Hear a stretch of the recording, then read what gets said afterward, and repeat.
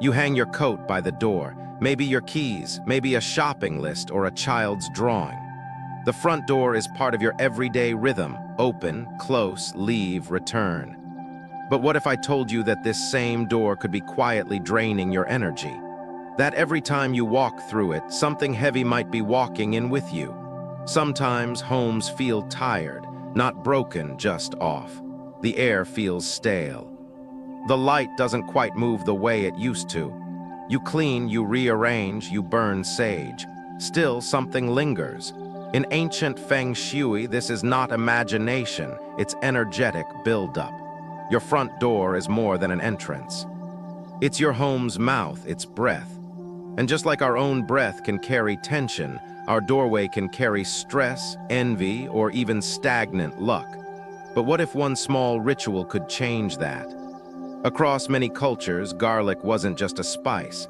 It was hung quietly, purposefully by the door. One bulb, 3 days, and the shift could begin. Not magic, not superstition. Just a humble action backed by centuries of lived experience. Garlic absorbs what doesn't belong. It creates an invisible filter, and with it, your home can finally exhale. So today's question is simple. If the air at your door could feel lighter, if your home could welcome prosperity instead of pressure, would you try hanging one clove of garlic tonight? Part 1. Why your front door is not just a door. You pass through it every day, sometimes with arms full of groceries, sometimes tired, sometimes smiling, sometimes lost in thought. The front door opens and closes like a heartbeat, always in motion, always part of life's rhythm. It creaks when the weather shifts. It welcomes packages, guests, conversations, and goodbyes. But what if that same door, so familiar, so ordinary, was quietly shaping the entire energy of your home? In Feng Shui, the front door isn't just an entrance. It's the breath of your living space, the main portal. The first and most powerful point where outside energy becomes your energy. Just as your body breathes in air, your home breathes through its door. And like all breath, the quality matters, yet most of us don't think about it. We decorate the living room, we organize the kitchen, we cleanse the bedroom. But the front door, we might wipe the handle, sweep the mat, maybe hang a holiday wreath. That's it. We never ask what energy is walking in with me. Because every time you cross the threshold, you bring more than just your shoes or keys. You carry the weight of the day, the energy of places you've been, the moods of people you've met, their frustration, their worry, their chaos. And your door, it lets it all in. Not because it's weak, but because it's open, passive, unguarded. In ancient Feng Shui, they called the front door the mouth of Qi. Qi is the life force of a space, the quiet current that keeps everything flowing in harmony or traps it in stagnation. And if the mouth is absorbing stress, confusion, or tension, then eventually, the whole house starts to reflect that. Maybe you felt it yourself, that strange heaviness in the air, even on a clear day. The feeling that your home is clean but not refreshed. The way silence in the hallway begins to echo. Or how little things like lost items, forgotten bills, restless sleep start piling up without explanation. You try to fix it. You light incense, you rearrange furniture, you open windows, but somehow the house still doesn't breathe right, because the problem isn't inside, it started at the door. In traditional homes, especially those built with spiritual intention, the front door was never left bare. Not spiritually, not symbolically, it was honored, protected, given a role. And one of the simplest, most sacred ways to do that? Garlic, not on the stove, not in the pantry, but gently wrapped and quietly hung near the entrance. A humble bulb given the quiet job of protector. It sounds simple, too simple. But this isn't about superstition or folklore. It's about understanding how energy moves and how certain things in nature know how to respond. Garlic is one of those things. Its scent is sharp for a reason. Its shape, layered and tight, mimics the way it shields and absorbs. Garlic holds both yin and yang in rare balance, the cool energy that soaks up what's stagnant, and the fiery strength that pushes out what doesn't belong. When you place garlic by your door, you're not just adding a charm. You're installing a filter, a natural boundary, a message to the world and to the energies beyond it that this home is not to be entered lightly. And the result? It doesn't come with fireworks, it doesn't announce itself. But 3 days in, the air feels lighter. The space holds itself differently. You walk in and take a deeper breath, not because you meant to, but because your body can. This kind of change is subtle but unmistakable. A quiet shift from heavy to clear. What's important, too, is how you do it. Don't treat the garlic like a leftover from the kitchen. Choose a full bulb. Unpeeled, firm, natural. Wrap it in a clean, breathable cloth, cotton or linen. No plastic, no foil. This is not for storing, it's for honoring. Hang it with intention, not hidden, not flashy. Just quietly placed beside or above the door as if it's always belonged there. And then let it work. Let it watch what you cannot. Let it absorb what words don't catch. Let it be your home's silent gatekeeper. Over time, you'll notice when it's done its job. The garlic will begin to soften, to shrivel, maybe even mold. That's not a problem. That's the sign it has absorbed enough. This, too, is part of the ritual. You thank it, you release it. You replace it, like seasons, like breath. Like all things that protect, they must be refreshed to remain alive. And through this simple cycle, you create something profound, a relationship between you and your space. One where you don't just live in your home, you care for its spirit. You protect its boundary, you listen to its breath, because a home is not just walls, it's a mirror. And if the door feels heavy, eventually, so will you. So today, pause for a moment at your door, before you open it, before you walk in, stand there. Let your hand rest on the frame. Ask yourself not just what's inside, but what has been coming in. And if the answer feels unclear, or heavy, or tired, maybe it's time to hang that small bundle, to let the garlic stand where words can't, to let protection begin where tension usually enters. A simple act, a quiet shift.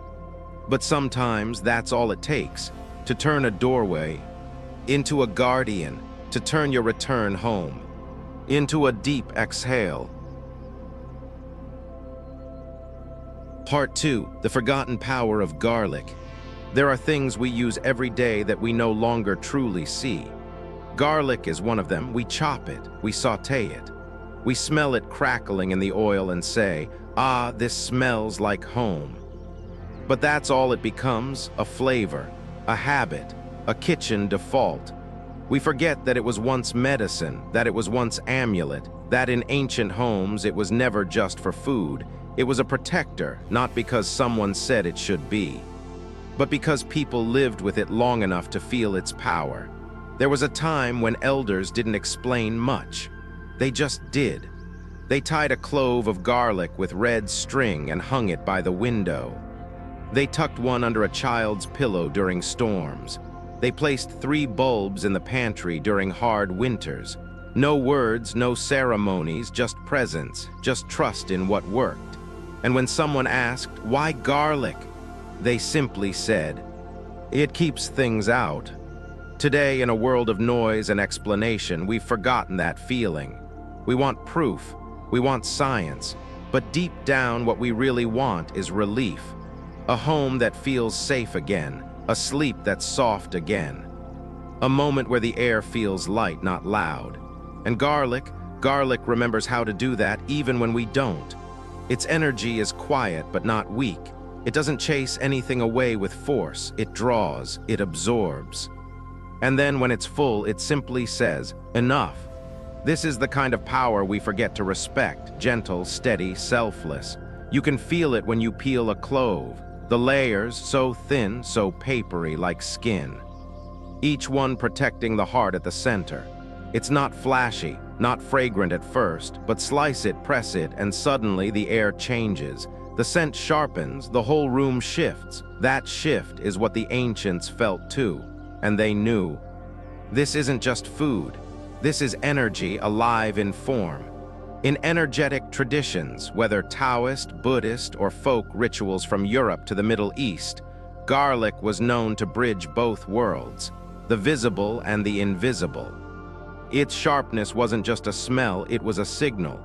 A scent that disturbed what didn't belong, a barrier that said, "This space is claimed." And yet, unlike salt or fire or metal, garlic had something gentler. It didn't demand, it listened. It responded to space, to people, to the silence inside the walls. That's why it was trusted in places where tension lingered, after illness, after birth, after loss. When grief sat quietly in the corners, garlic was placed there, not to cleanse, but to comfort, to hold space. Today, we may not speak of energy the same way, but we still feel it. We say things like "the room feels heavy," or "this space is tense," or "I just can't breathe in here." And those feelings, they're not in your head. They're in the walls, the corners, the memory of the air. Garlic may not solve everything, but it knows how to listen, it knows how to carry.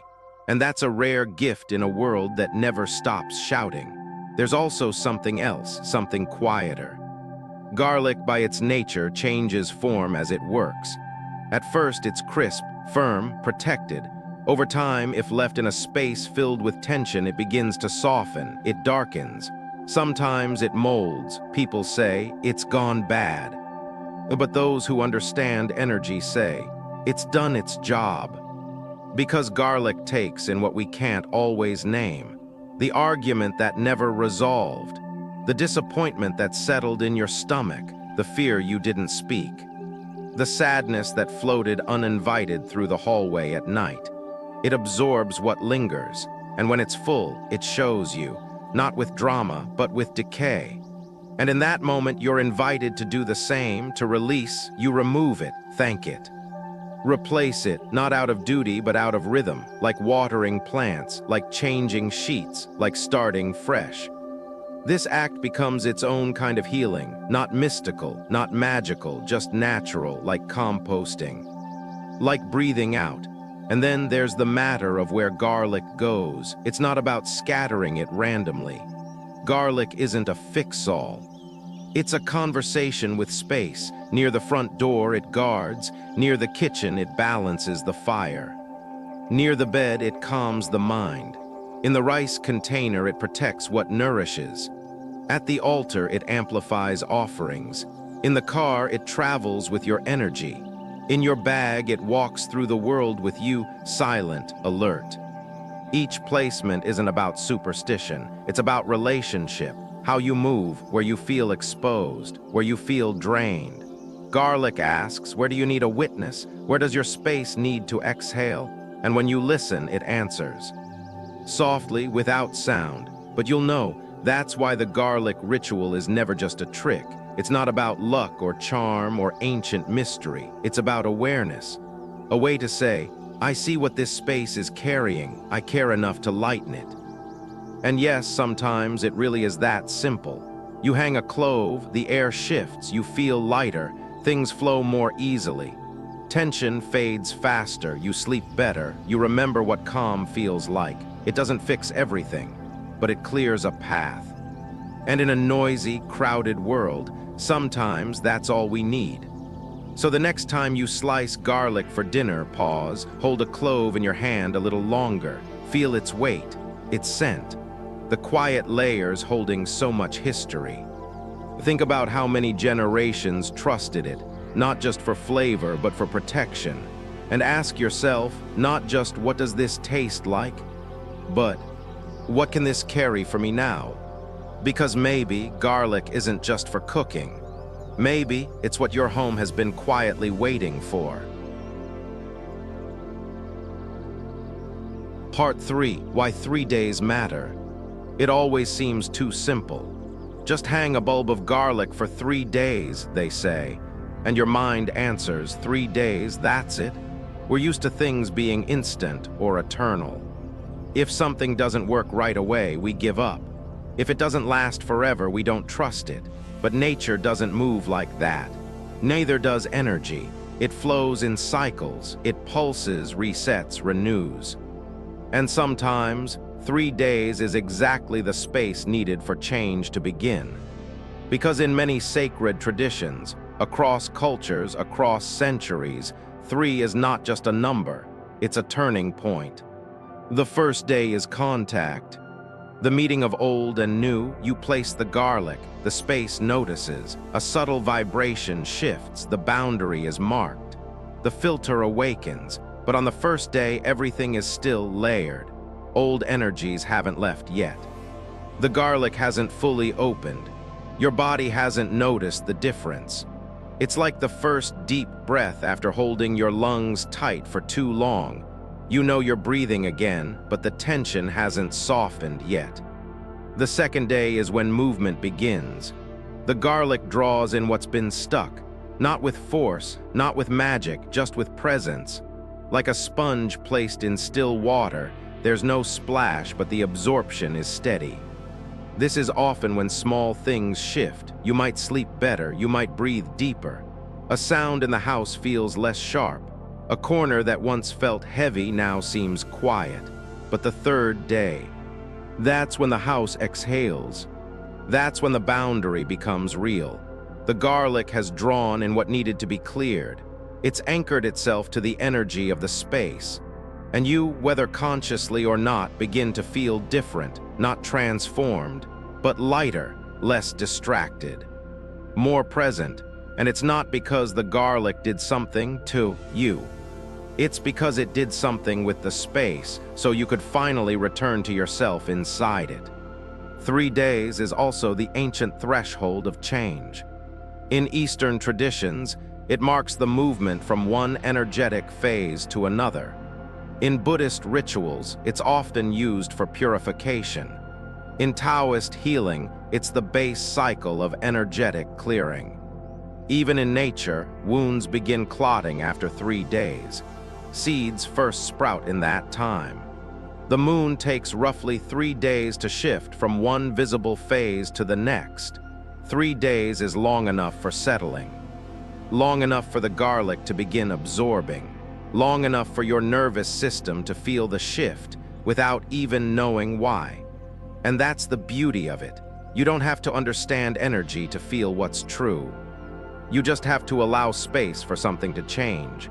Too soon and you miss the shift. Too long and you ignore the signs that it's time to refresh. 3 days is just enough. It's also enough to begin noticing. By the third day, the garlic will start to tell you things. Maybe its skin tightens. Maybe a faint shadow appears underneath it. Maybe it stays pristine, which is its own kind of message. This space is light, balanced, peaceful. You begin to tune in, not in a mystical way, but in a human one. Your body tells you the house feels better. The hallway holds less noise. You're not as quick to frustration. You breathe when you enter instead of sighing.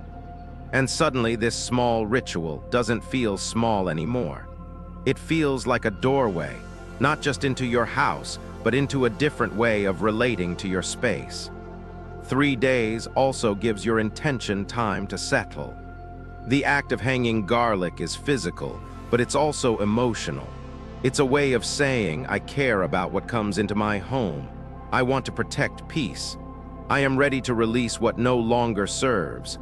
But that intention needs time to echo. It needs to travel through the walls. It needs to brush against the corners. It needs to replace the weight that's been lingering. On the first day, that thought is just a whisper. On the second, it's a rhythm. And on the third, it becomes part of the atmosphere. The garlic doesn't just clear energy, it marks it. It creates a memory. This is what protection feels like. And from that moment on, your space remembers. So do you. It's easy to dismiss these things. We're taught to expect loud results. Big transformations, instant clarity, but some of the deepest shifts are the quietest. They don't arrive with thunder. They arrive with a softer morning, with a night of uninterrupted sleep, with a conversation that doesn't spiral into tension, with a door that opens and the air feels clearer. That's what garlic begins in 3 days, not perfection, but a turning point. So when someone asks, why 3 days? Tell them it's not about the number. It's about giving space for change to begin. It's about honoring the rhythm of release. It's about not rushing what needs to unfold. It's about remembering that healing doesn't come all at once. It comes gently in layers, just like garlic. Layer by layer, day by day, softening what was hard, guarding what is sacred, restoring what was once forgotten. And when the 3 days pass, and the garlic has done its work, you don't just remove it, you thank it. You pause for a moment at the door, feel the difference, breathe in, breathe out, and then you begin again, because protection, like breath, is never just once. It is a rhythm, it is a relationship, it is a choice, renewed gently over time. 3 days is just the beginning, but it may be exactly the beginning your home was waiting for. Part 4, Garlic Placement Mistakes to Avoid. There's a quiet truth in all things sacred. It's not just what you use, but how you hold it. Garlic, simple, humble, familiar, carries a power that doesn't ask for rituals or candles or chanting. It just asks for care, for presence, for intention. And yet in our rush to try something, we sometimes forget the softness behind the practice. We hang garlic the way we hang a decoration, thoughtless, temporary, half wondering if it even matters. But placement is not a technical instruction. It's a message, a gesture, a conversation with the home, and if it's rushed, careless, or misunderstood, something gets lost. The garlic can't work the way it wants to. The house doesn't quite respond. And we walk away saying, nothing happened. Not because the ritual failed, but because we forgot to listen. One of the most common mistakes begins with the container. You find a bulb of garlic, maybe from the fridge. It's a little soft, maybe sprouted. Still, you think, good enough. You wrap it in a plastic bag, something convenient. You tape it near the door or toss it behind a plant where no one can see, and then you wait for magic. But what the garlic really needed was air. A chance to breathe. A chance to settle into the space. Plastic suffocates, tape clings. A forgotten corner gathers dust. And instead of becoming a gentle filter, the garlic becomes another forgotten object, trapped, ignored, unseen. It's like lighting a candle and placing it in a drawer. The light never touches the room. Garlic needs to feel part of the space. Think of it like a guest who's come to help. You don't hide them behind the couch.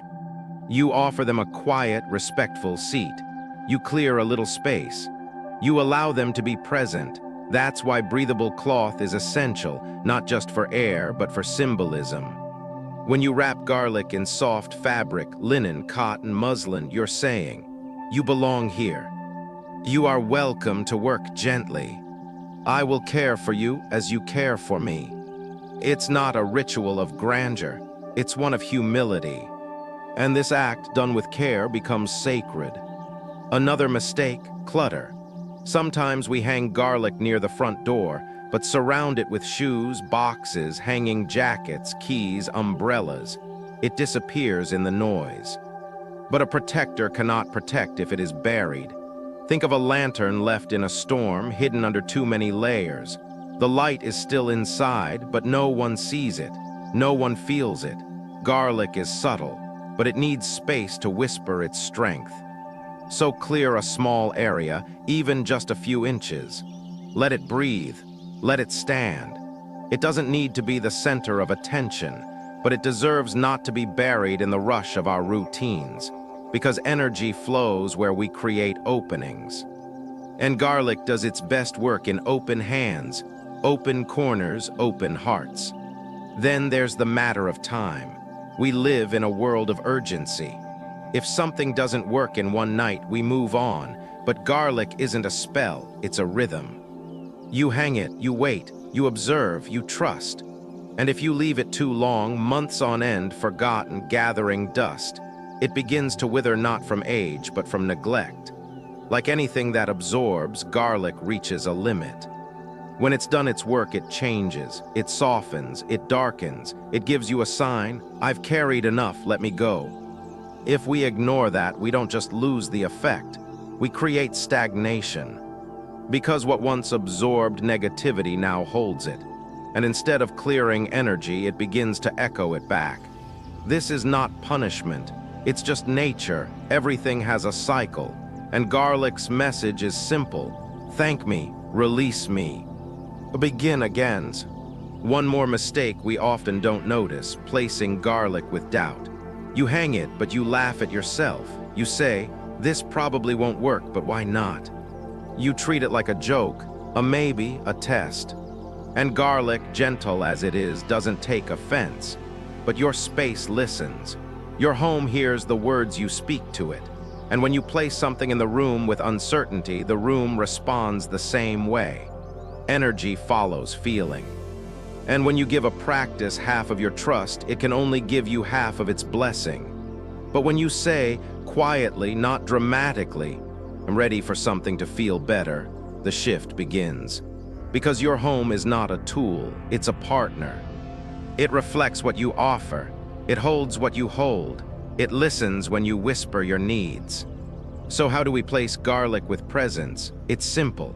You choose a bulb that feels alive, firm, dry, full. You wrap it in fabric that breathes. You clear a space. You hold it for a moment, not to speak words, but to feel your intention.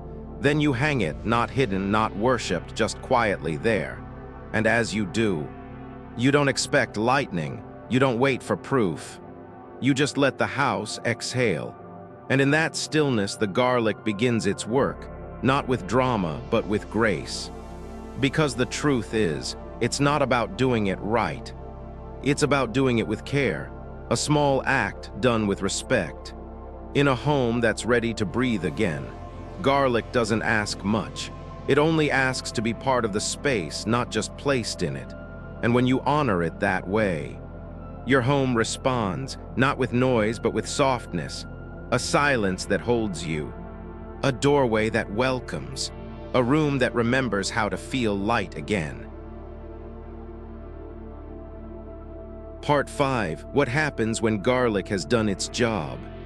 There comes a moment, not marked on any calendar, not announced by a sign, when something in your space begins to whisper it's time. Not loudly, not urgently. Just gently, like a leaf loosening in autumn. This is how garlic speaks when its work is done.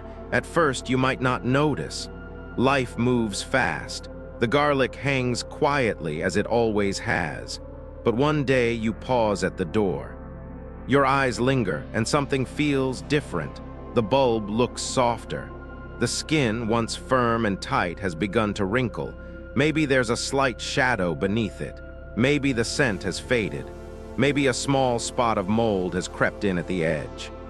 It hasn't gone bad.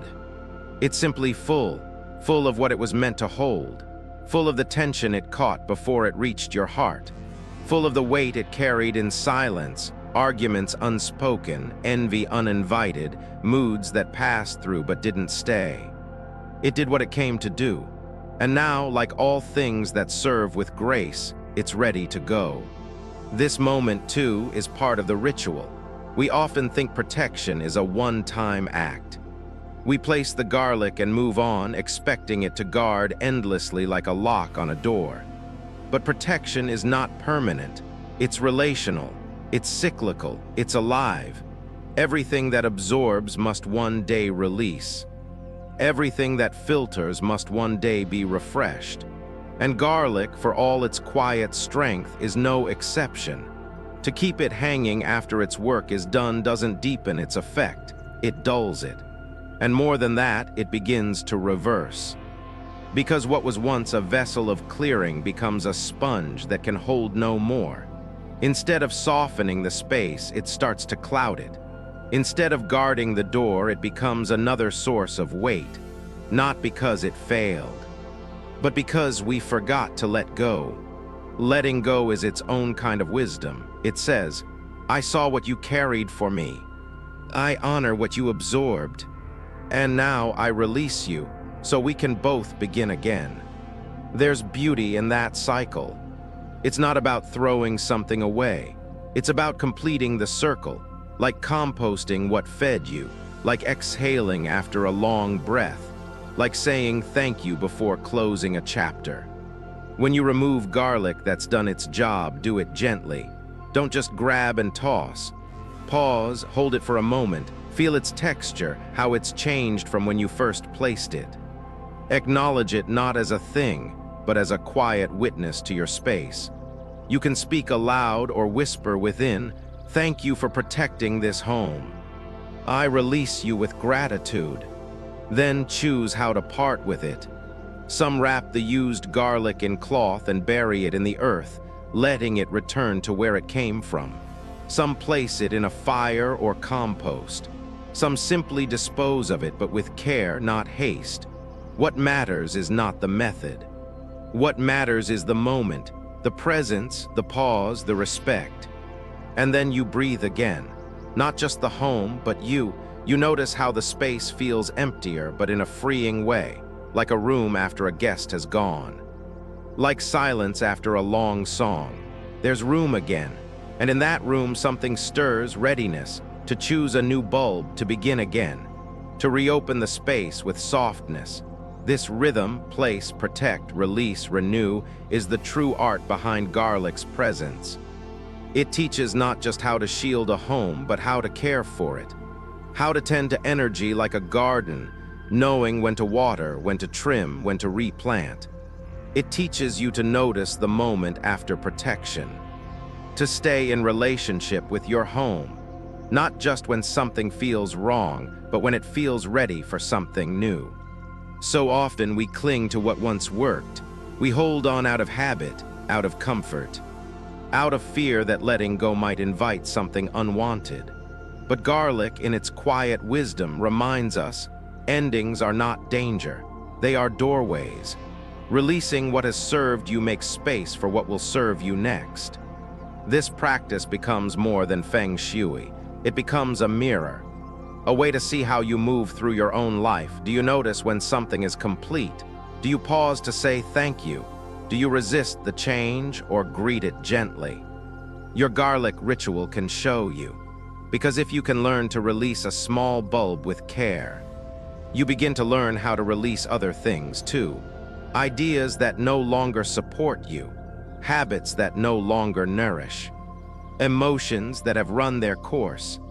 And so, when garlic has done its job, let the end be sacred. Let it be the quiet signal to begin again. Let it remind you that clearing space is not loss, it is preparation. Let it teach you that peace doesn't come from holding tighter, but from tending gently. And when you hang the next bulb, new, firm, full of presence, may your home feel it, may you feel it. And may that simple act, again and again, become a rhythm of healing you never rush and never forget. Part 6. A nighttime garlic ritual for deeper sleep. Night doesn't always bring peace. We turn off the lights, close the curtains, lie down. But our minds don't always follow. They pace, they replay. They pull at loose threads we thought we tucked away during the day. The world gets quieter, but somehow the noise inside us grows louder. Maybe it's not just thoughts. Maybe it's a heaviness in the chest, a restlessness in the legs, a faint sense that the room is full even though you're alone. And we tell ourselves it's stress, it's normal. But what if it's the room itself that hasn't fully rested? What if your bedroom, like you, is still carrying the energy of the day? Feng Shui teaches us that sleep is the most vulnerable moment in the 24-hour cycle. Not vulnerable in a fearful way, but open, soft, exposed. When you sleep, your conscious defenses melt away, your spirit loosens, your energy unguards, and in that openness, you're not just recharging, you're absorbing. So the question becomes, what are you sleeping inside of? What kind of air, emotion, or memory is floating through the night? This is where garlic offers one of its most unexpected gifts. Not loud, not obvious, but deeply intimate. A single clove placed near the pillow, wrapped gently in cloth like a secret tucked close to your dreams. In many folk traditions, especially among Taoist and village healers across Asia and Eastern Europe, garlic was not hung only at doors or carried in pockets. It was placed quietly near the bed, for children who cried at night, for women recovering after childbirth, for elders in deep grief, for anyone whose sleep felt haunted not by ghosts but by emotions that wouldn't settle. They didn't explain it in science or theories. They just said, "Garlic calms what the spirit can't shake." And that is still true. Garlic holds a special balance. Its yin draws in anxiety, fear, scattered thoughts. Its yang repels lingering tension and outside interference, energies that don't belong in your sacred rest. And unlike incense or oil, garlic doesn't stimulate. It grounds, like a stone at the bottom of a stream, quiet, still, unmoved. The ritual is simple but potent. Take one clove, whole, unpeeled, fresh. Wrap it in a piece of soft, breathable fabric, cotton, muslin, linen. Avoid anything synthetic. Hold it in your hand for a moment, not to charge it, just to acknowledge it. Feel its weight. Let your breath slow as you do. And then gently tuck it under your pillow or beside it, just close enough that its presence is felt, not seen. No need to smell it. No need for it to touch your skin. It's not for your body, it's for your field. The energetic halo that surrounds your resting self. Let it stay there while you sleep.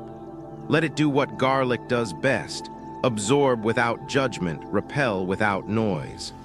You may notice subtle things. Your dreams may shift. The mind quiets faster.